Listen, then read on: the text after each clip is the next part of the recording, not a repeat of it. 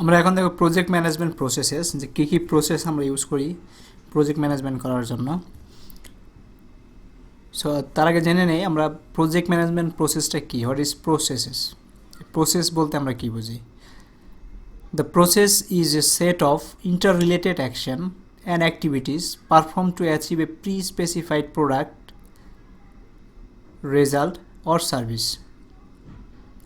Each process is characterized by its input and the tools and technique that can be applied and the resulting output. There are 42 processes that grouped into 5 process group. তো process ওয়ার্ডটার সাথে আমরা পরিচিত, যে process flow, process document তৈরি করা হয়, তার মানে হচ্ছে ইন্টার রিলেটেড কিছু অ্যাকশন, যে কাজগুলো বা অ্যাক্টিভিটি যেগুলো পারফর্ম করতে হবে একটা স্পেসিফিক রেজাল্ট পাওয়ার জন্য। তো সেখানে আমাদের যেটা থাকে, যে ইনপুট থাকে। ইনপুট মানে হচ্ছে যে আমরা কী কী জিনিস রেডি রাখবো, এই প্রসেসটা করতে হলে আমাদের কী কী জিনিস হাতে রাখতে হবে, রেডি রাখতে হবে। এবং টুলস অ্যান্ড টেকনিক্স, যে কী কী উপায়ে আমরা এই ইনপুটগুলোর উপরে নির্ভর করে, হাতের যে জিনিসগুলো আছে সেগুলো নির্ভর করে আমরা একটা সার্টেন আউটপুট পাবো। তো এটা হচ্ছে আমাদের প্রসেসেস। তো প্রজেক্ট ম্যানেজমেন্ট আমাদের 42 প্রসেস আছে, যেগুলোকে আমরা 5 প্রসেস গ্রুপে ভাগ করে থাকি।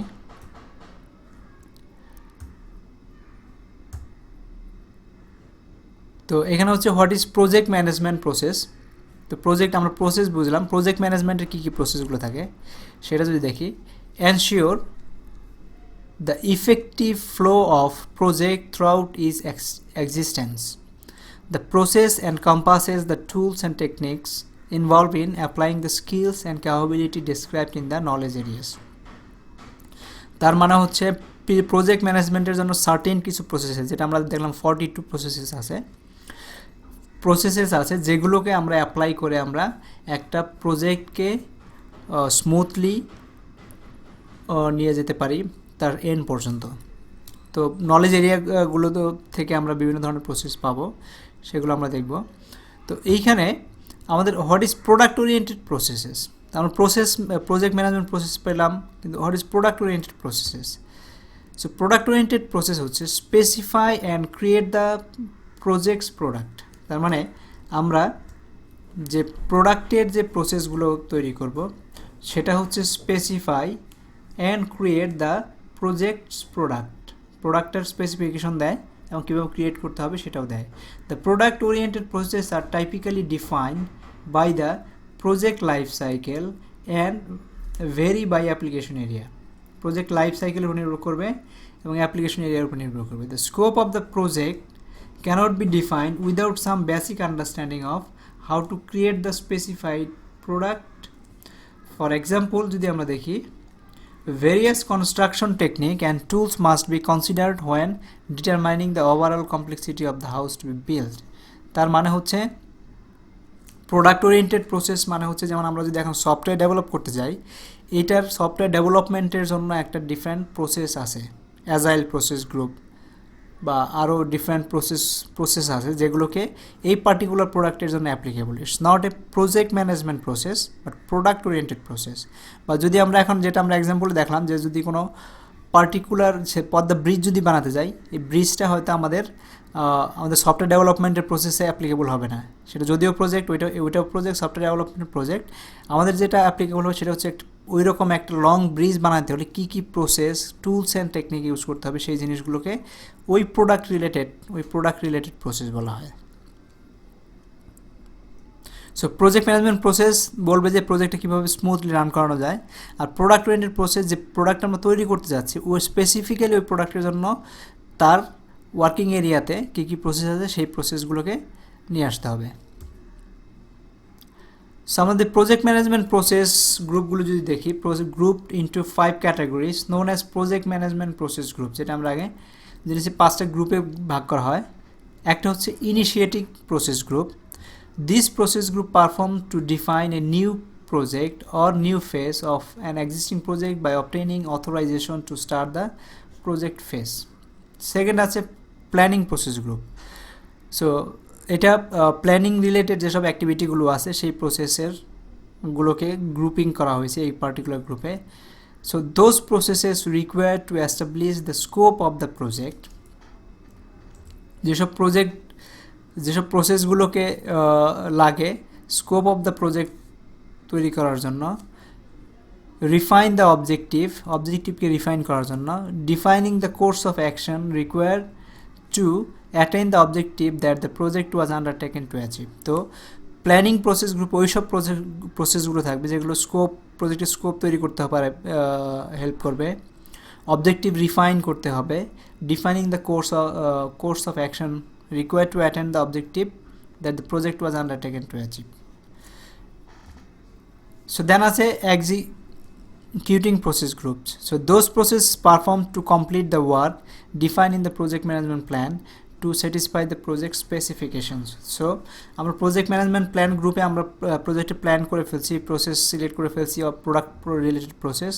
সো ওইটাকে আমরা যখন এক্সিকিউট করার সময় এই জিনিসগুলো কীভাবে এক্সিকিউট করতে হবে সেই অ্যাকশন প্ল্যান যেখানে থাকবে সেটা হচ্ছে execution process group.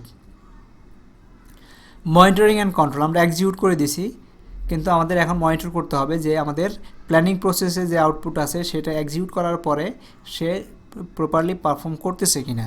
Those process required, যদি আমরা বলি এখান থেকে those processes required to track, review, regulate the progress and perform of the project, identify any areas in which changes to the plan R required and initiate the corresponding changes. তার মানে হচ্ছে monitoring কন্ট্রোলে দেখতে হবে যে track করতে হবে, review করতে হবে, রেগুলেট করতে হবে প্রোগ্রেসকে, যদি কোনো ইস্যু আসে বা কোনো চেঞ্জ আসে সেই চেঞ্জগুলোকে ইনকর্পোরেট করতে হবে। যেমন প্রজেক্টে আমরা একটা প্ল্যান করেছিলাম কিন্তু এক্সিকিউট করার সময় গিয়ে দেখতেছি, যখন মনিটর করতেছি দেখতেছি এটা হচ্ছে না, সেই চেঞ্জটাকে আমাদের চেঞ্জ ম্যানেজমেন্টের মাধ্যমে ইনকর্পোরেট করতে হবে, যে চেঞ্জটা ইম্প্যাক্ট করতে পারে প্ল্যানিং গ্রুপের কোনো প্রসেসকে, যে প্রজেক্ট প্ল্যানকে, প্রজেক্ট স্ক্যাজুলকে, প্রজেক্ট কস্টকে অ্যান্ড সো অন। তো এটা ছিল আমাদের monitoring and controlling process group. Then আছে আমাদের closing process group, those processes perform to finalize all activities across all process groups to formally close the project or phase. Closing ফেজটা প্রজেক্টের জন্য হতে পারে, ফেজের জন্য ফেজ মানে হচ্ছে একটা প্রজেক্টকে বিভিন্নভাবে যখন আমরা ভাগ করে ফেলি, ফেজ আউট করে ফেলি, 1 2 3 4 কমপ্লিট প্রজেক্টটা 3 ফেজে শেষ হবে, কিন্তু প্রত্যেকটা ফেজ যখন শেষ হবে তখন আমাদের ওই ফেজ ক্লোজিং করতে হবে। তো আমরা ডিটেইলে প্রসেসগুলো দেখব, আমরা জাস্ট মনে রাখি 5টা প্রসেস গ্রুপ। সো এইখানে 9 নলেজ এরিয়া আছে। প্রসেস গ্রুপটা আমাদের 9টা নলেজ এরিয়ার মধ্যে ক্রস ফাংশনাল।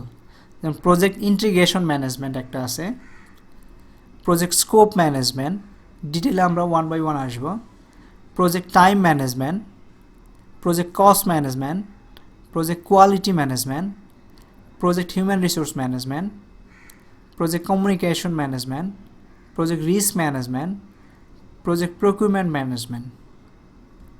তো এটা ছিল আমাদের আজকের।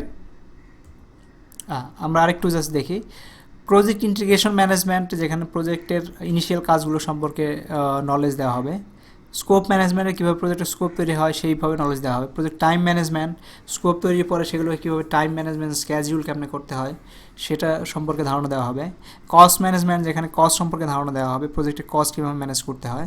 কোয়ালিটি ম্যানেজমেন্ট, সেখানে ধারণা দেওয়া হবে প্রজেক্টের কোয়ালিটি ম্যানেজ করতে কীভাবে টুলস, টেকনিক, কী প্রসেস তৈরি করতে হয় সেগুলো। প্রজেক্ট হিউম্যান রিসোর্স ম্যানেজমেন্ট, প্রজেক্টের টিম কেমনে মেনটেন করতে হয়, হিউম্যান রিসোর্স কেমনে মেনটেন করতে হয় সেই সম্পর্কে ধারণা দেবে। Project communication management, project communication management কেমনি প্রজেক্টে কমিউনিকেট করতে হয় সেই সম্পর্কে, ইফেক্টিভ কমিউনিকেশন সম্পর্কে ধারণা দেবে। রিস্ক কেমনে ম্যানেজ করতে হয় সেটা হচ্ছে প্রজেক্ট রিস্ক ম্যানেজমেন্ট ধারণা দেবে। প্রজেক্ট প্রকিউরমেন্ট ম্যানেজমেন্ট কীভাবে প্রজেক্টের প্রকিউরমেন্টগুলো করা হয় সেগুলো সম্পর্কে ধারণা দেবে।